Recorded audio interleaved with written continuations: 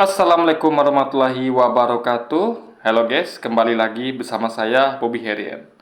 Kali kita akan kembali mengomentari video dari Pil Pahit yang berjudul Saya Bukan Debat Tapi Dialog. Kita akan langsung tonton videonya, bisa akan kita komentari guys.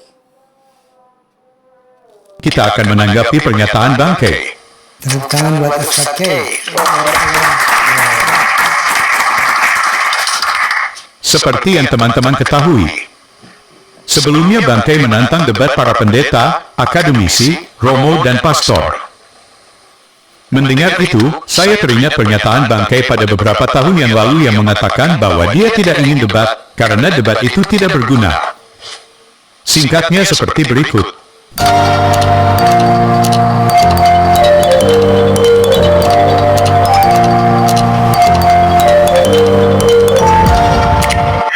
Saya mau debat sama Pak Bambang Bersena. Kalau saya memang nggak mau debat, saya tidak mau debat. Karena perdebatan buat saya nggak ada gunanya. Atau yang aku hormati Bapak Esra Soru. Saya tidak mau debat. Karena perdebatan buat saya nggak ada gunanya. Kita sudah dengarkan bersama ketidakkonsistenan Bangke.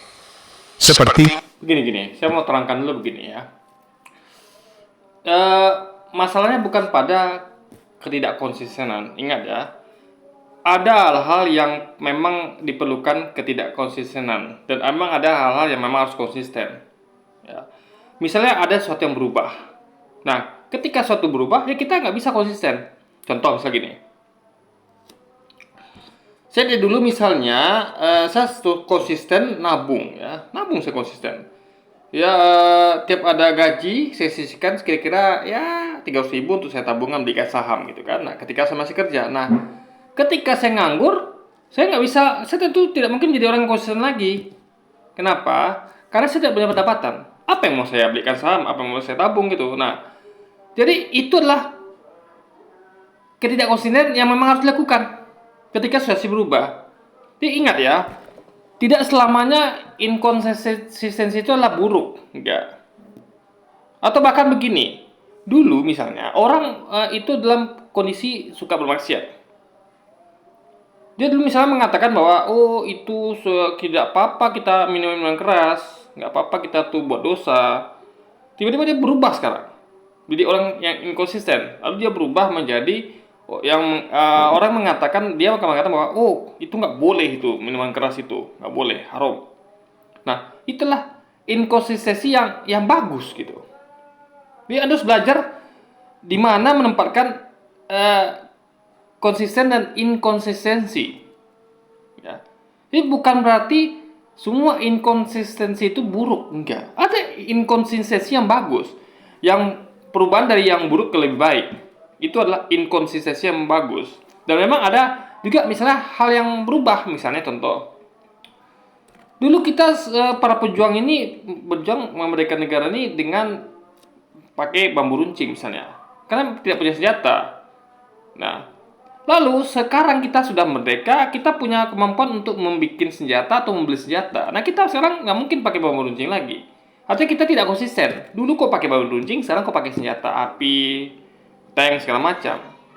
Itulah inkonsistensi karena keharusan perubahan zaman dan kemampuan yang berubah ya. Nah, jadi yang nggak boleh itu adalah, jadi ada dua inkonsistensi yang nggak boleh ya. Saya terangkan, yaitu pertama, inkonsistensi ketika dulu dia baik orangnya, lalu dia berubah jadi buruk, itu berarti nggak bagus konsistensi. Inkonsistensinya. Atau yang kedua, inkonsistensi yang terus seperti bandul gitu, terus dia berputar. Ini bukan sekali berubah, tapi dia bolak-balik guys. Nah, misalnya, tapi tetap nilai ujungnya ya. Misal gini, dulu dia itu adalah suka maksiat, lalu dia berubah menjadi orang baik yang benci maksiat. Nah, itu kan bagus, itu adalah inkonsistensi yang bagus. Lalu dia balik lagi kepada orang yang suka maksiat, itu adalah inkonsistensi yang tidak bagus ya. Tapi kalau dia balik lagi ke orang yang benci maksiat, itulah inkonsistensi yang bagus di ujung. Tapi prosesnya nggak bagus. Kenapa? Karena dia tuh pelin-pelan. Nah, ini harus dibersihkan dengan dia tuh betul-betul hidrah dan dia tidak mengulangi lagi gitu. Tidak balik ke bandul tadi, ke inkonsistensi yang tadi itu. Itu sih pahami. Jadi Pipait nggak ngerti tentang konsep konsisten dan inkonsistensi ini. Inkonsistensi ini nggak ngerti dia. Nah, kejadian pada Usakenama adalah begini. Dia melihat ada perubahan. Bahwa dia melihat ada kayaknya kalau kita diam ini mereka akan makin melunjak gitu. Makanya dulu dia melihat debat itu nggak perlu. Kenapa? Karena dia melihat bahwa ini hukum masih berjalan, dulu masih ada lah orang-orang yang ya dulu tuh. Jadi gini guys ya, sekarang ini saya melihat ini memang makin gila gitu ya, dalam artian makin nggak waras penistaan Islamnya sekarang makin nggak waras gitu. Banyak sekali penistaan Islam gitu kan. Nggak seperti dulu. Dulu ada tapi tidak sebanyak sekarang. Dulu banyak juga tapi nggak sebanyak sekarang. Jadi Usakenama ini dan juga banyak kita tuh menilai bahwa ada perubahan ya. Perubahan paradigma yang mana kita tuh tidak bisa sekedar diam saja. Sekarang ini adalah zaman perang pemikiran. Itu karena terbukanya internet sekarang ini kan, ada medsos segala macam, sehingga kita tuh nggak bisa diam saja. Dulu nggak ada medsos, belum ada medsos sekarang ini ada Facebook dulu tapi nggak semasif sekarang, sehingga kita tuh tidak perlu terlalu banyak berdebat gitu, ya kan? Kok sekarang susah, gimana kita nggak berdebat? Setiap hari kita tengok tontonan adalah penistaan Islam terus. Orang bahas tentang Islam, orang bahas tentang ya kayak sekarang inilah orang-orang kayak Luis ini, kayak Pilihat dan sebagainya tuh memfitnah usaha-usaha kita, memfitnah para mualaf. Nah itu kita harus turun tangan ya. Dengan cara apa? Dengan peran pemikiran. Sehingga dulu kita nilai mungkin debat itu nggak terlalu penting, tapi sekarang kita penting. Kenapa? Untuk agar fitnah ini nggak terlalu banyak dibandingkan dengan kebenaran. Karena semakin banyak fitnah timbul, kebenaran harus timbul lebih banyak lagi. Karena ingat ya, suatu kebohongan itu akan menjadi kebenaran dalam artian fiktif ya, kebenaran yang fiktif bukan benar-benar benar. Akan dianggap kebenaran kalau sudah terlalu banyak. Nah itu bahaya, makanya harus dilawan dengan kebenaran itu sendiri. Jadi kebenaran itu harus lebih banyak. Makanya perdebatan itu penting untuk menangkis setiap penyimpangan ini, ketidakbenaran ini, fitnah ini. Kita tangkis dengan debat tadi. Jadi itu adalah hal yang wajar. Dan Usakenama memang harus begitu dia. Zaman dia dulu dengan sekarang udah beda guys. Jadi itu yang dipahami lebih pahit. Ada bayangkan kalau kita tetap diam kayak dulu, debat terlalu penting ya. Kita akan melihat orang-orang seperti Pilihat ini tidak ada perbandingannya, tidak ada bantahannya, tidak ada counter argumentasinya, sehingga kebohongan atau fitnah yang dia lancarkan ini dan orang-orang seperti dia akan banyak beredar dan tidak ada yang mengkonter. Kebenaran itu akan kalah dalam segi jumlah guys, sehingga akan membuat orang akan bisa jadi menganggap bahwa kebohongan itu adalah kebenaran. Itu berbahayanya. Itu dipahami oleh kita semua gitu kan. Dan itu yang tentu dipahami oleh Usakenama dan dipahami oleh Pilihat sendiri gitu kan. Video singkat tersebut dilihat Bangke. Dan berikut ini adalah respon darinya. Begitu turun, menjilat lidahnya sendiri, katanya dulu nggak mau debat. Emang sekarang dia debat? Bukan. Dia dialog. Serius, gue berkelas. Biar kata hitam, tapi pinter. Enggak, kalau saya nggak muji, siapa lagi yang muji? Nah, saya mau terangkan ya, apa itu dialog, apa itu debat. Dialog adalah garis besarnya, debat adalah bagian kecilnya. Jadi kalau bagian besar adalah dialog, bagian kecil debat. Debat itu terdapat dalam dialog. Ya, hampir mustahil dialog itu dilalui tanpa adanya perdebatan. Ya. Nah, perdebatan adalah satu bentuk dialog. Dialog itu ada banyak, ada perdebatan, ada ada percakapan, dialog itu ya, ada macam-macam lah itu kan, tukar pikiran. Jadi debat adalah bagian kecil, sedikit bagian dari dialog. Jadi mainkan seperti begini ya. Kayak kita tuh lagi main sepak bola. Nah, di dalam main sepak bola itu ada bagian kecil-kecilnya seperti menendang bola, menekel, berlari, mengejar bola. Nah, jadi sama kayak dialog dengan debat. Hampir mustahil main bola itu tanpa melakukan tackle. Hampir mustahil main bola tanpa melakukan tendangan terhadap bola. Nah, jadi dialog itu adalah lebih sekedar debat. Jadi Ustaz Kemal pengen mengatakan bahwa dia tidak tidak berdebat saja gitu. Jadi bukan debat, dalam artian bukan hanya nendang bola, bukan hanya tackle, tapi main bola selengkap gitu. Jadi Anda bayangkan kalau Anda main bola hanya nendang bola saja. Gimana Anda bisa main bola? Nggak ada tackle-nya, nggak ada ngoper bola, nggak ada tendangan lambung, tendangan shooting, gimana? Nah, makanya Ustaz Kemal itu melakukan hal yang lengkap. Ya, main bola. Ada tendangan terhadap bolanya, free kick, shooting, kan, heading, tackling, sehingga menjadi sempurna. Nggak hanya debat saja, karena makanya debat itu tidak berguna. Kenapa? Karena Anda bayangkan seperti main bola. Ya, Anda main bola, ya itu tadi Anda hanya nendang bola, shooting tanpa arah, shooting saja. Anda bisa shooting nggak kalau Anda lagi diserang? Masa Anda mau shooting dari depan gawang Anda sendiri? Makanya perlu ada tackling dulu dari back menempel lawan, menekling, lalu mengoper bola ke depan, nanti udah dekat gawang baru striker men-shooting, menembak bola. Gitu. Nggak berguna kalau hanya tackle saja. Nggak berguna juga kalau hanya shooting saja. Kalau tackle saja, Anda kapan nyetak golnya? Masa ada defense terus gitu kan? Nah, jadi debat itu nggak berguna kalau tidak ada dialog di situ. Makanya di mix debat iya, lalu silaturahmi iya, dalam rangka apa lagi ya? Percakapan, tukar pikiran, itu yang harus dipahami oleh BPPN. Nggak ngerti membedakan antara dialog dengan debat gitu loh. Ya. Jadi ketika Ustaz Kemal bilang saya bukan debat tapi dialog, itu sama kayak dia bilang bahwa saya bukan nekel tapi main bola gitu. Jadi orang bilang kan, kamu cuman masuk lapangan cuma nekel-nekel doang ya? Enggak, saya main bola. Ya, itu maksudnya guys. Bukan hanya sebatas tackle tapi juga main bola. Tackle iya, shooting iya, passing iya, gitu guys logo berikutnya.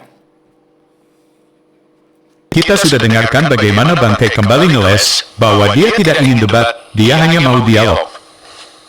Padahal jelas-jelas dia menantang para pendeta dan pastor untuk debat. Sekarang setelah kita tunjukkan pernyataan dia yang sebelumnya, yang mengatakan debat tidak berguna, Bangkai langsung berubah dari debat menjadi dialog.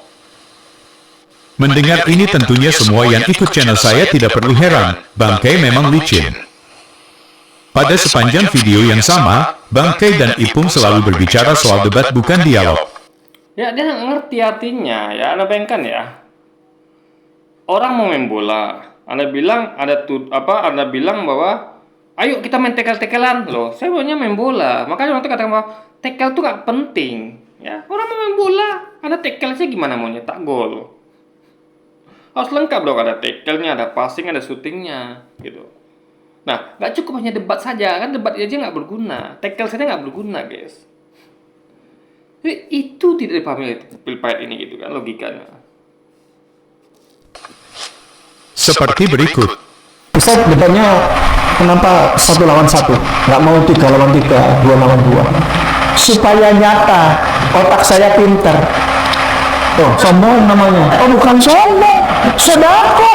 Oh, bisa. Sodako. Kalau kita sombong sama orang sombong, sodako.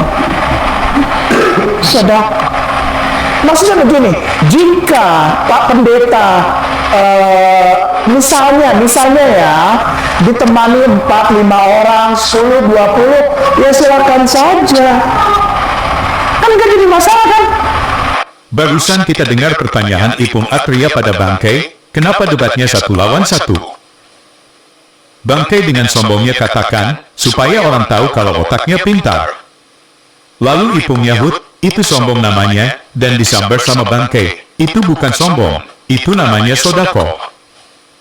Karena sombong pada orang sombong. Pertanyaan pada Bangkai adalah, emang siapa yang sudah sombong pada Bangkai sehingga dia harus balas dengan kesombongan? Padahal dalam video yang sama justru Bangkai sendiri yang menunjukkan kesombongannya. Begini ya, yang sombong pada Bangkai itu adalah ya Pilpres ini. Ya. Dia bilang Bangkai ini macam-macam lah, pembohong, inkonsisten segala macam, itu adalah bentuk kesombongan. Jadi gini, Anda melontarkan gelar atau julukan kepada seorang, ya, itu bukti Anda sombong. Kan kita merendahkan orang itu bentuk tanda kesombongan. Misal gini, jangan jadi bukan hanya kita sebut misalnya kayak Anda sombong, bukan. Kita sebut juga bahwa Anda bodoh, Anda penipu, itu berarti kita sombong, guys. Karena berarti sekarang kita tidak seperti itu gitu loh. Merendahkan orang itu masuk bagian kesombongan. Jadi Pil Pahit nggak sadar bahwa dia telah melakukan kesombongan terhadap bangke dan juga yang lainnya gitu. Jadi merendahkan orang, label orang dengan label-label yang rendah itu adalah bentuk kesombongan. Itu harus dipahami logikanya, guys. Ini Pil Pahit itu sudah sering melakukannya, tapi dia nggak sadar. Dia nanyakan kesombongan yang mana, itu bentuk kesombongan. Jadi sombong itu bukan hanya ngomong tentang diri kita, tapi kita merendahkan orang lain itu bentuk kesombongan. Misal gini, kita bilang bahwa saya orang kaya, itu sombong, ya. Kita juga bilang Anda miskin, itu juga bentuk kesombongan gitu. Karena kalau bilang orang lain miskin, berarti kan kita kaya gitu, guys. Karena kita nggak mungkin mau menyebut sesuatu yang kalau kita juga begitu gitu loh. Karena orang tuh biasa kan nggak ngaca. Dia tuh selalu menjuluki orang dengan sesuatu yang dia merasa dia itu tidak seperti itu gitu loh. Apa juga sesama miskin bilang bahwa, oh kamu ini miskin ya. Oh jadi miskin kan mungkin. Berarti dia pasti merasa kaya, guys. Nah, itu yang saya pahami logika pikirnya. Jadi sekali lagi ya, kesombongan itu bukan hanya ngomong tentang diri sendiri, tapi ketika Anda merendahkan orang, berarti Anda sedang menyombongkan diri. Karena Anda tuh sebaliknya dari apa yang Anda juluki pada orang tersebut gitu kan. Berikut videonya. Insya Allah ini jangan dipotong nih.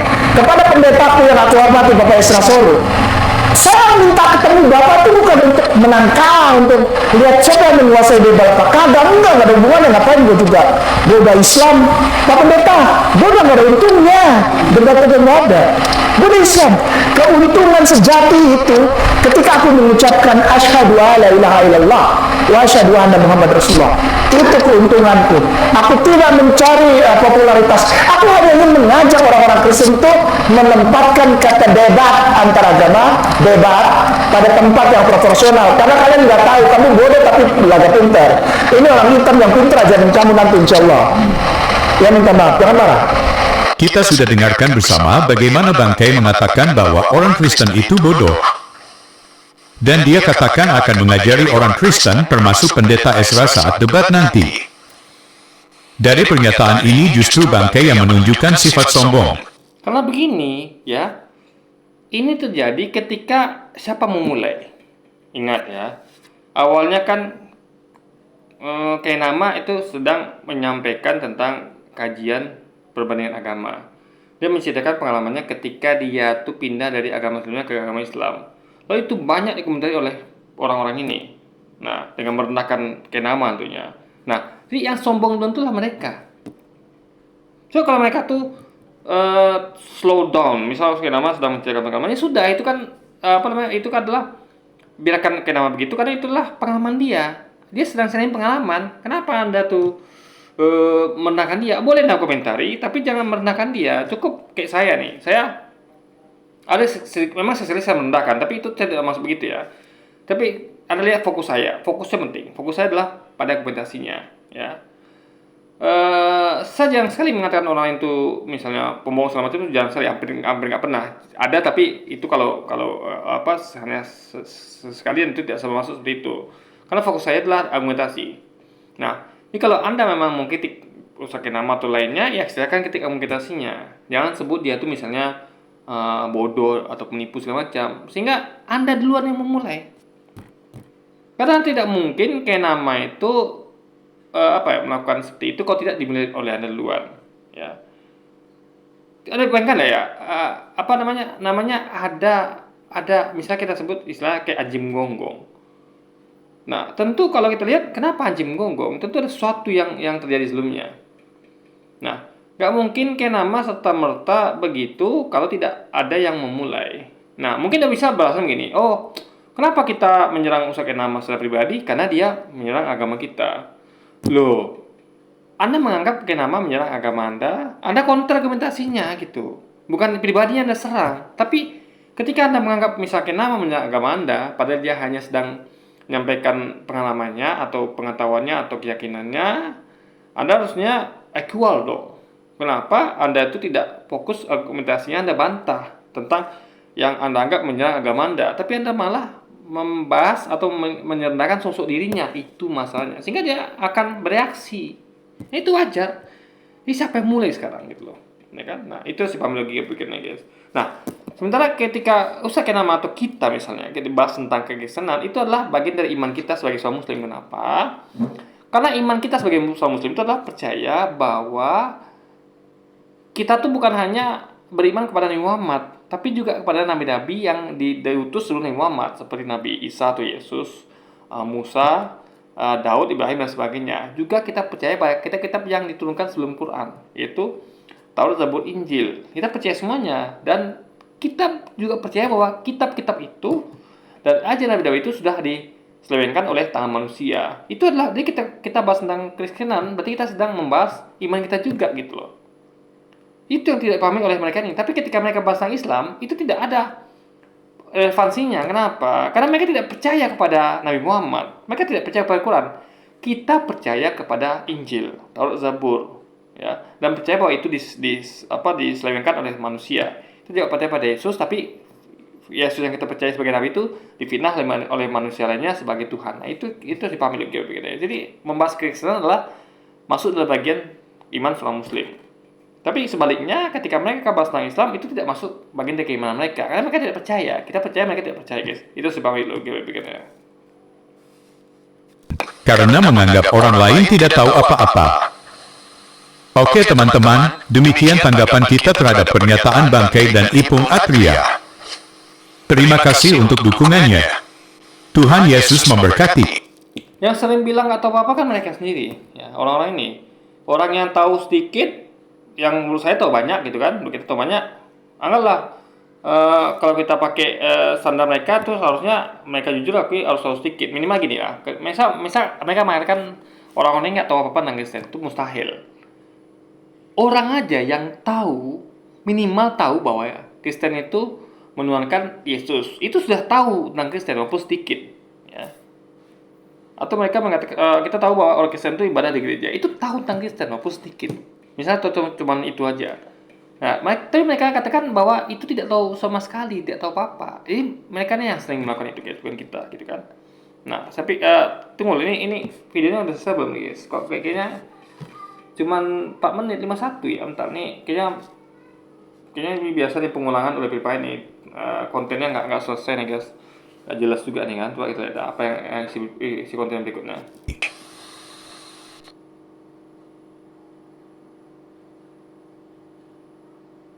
Sekali lagi nama saya Kainama.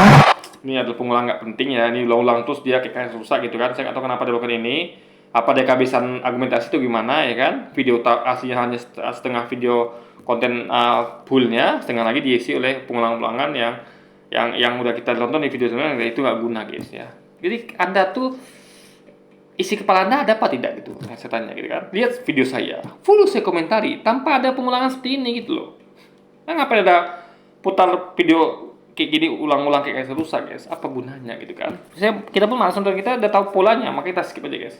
Jadi ada sekitar 4 menit lagi kita skip, itu kan nggak guna, guys, nonton pengulangan seperti ini. Ya hanya kayak putar kaset rusak, guys, nggak ada gunanya. Oke, guys, jadi mungkin sekian dulu aja video kita kali ini, dan sampai jumpa lagi di video-video selanjutnya. Wassalamualaikum warahmatullahi wabarakatuh, guys.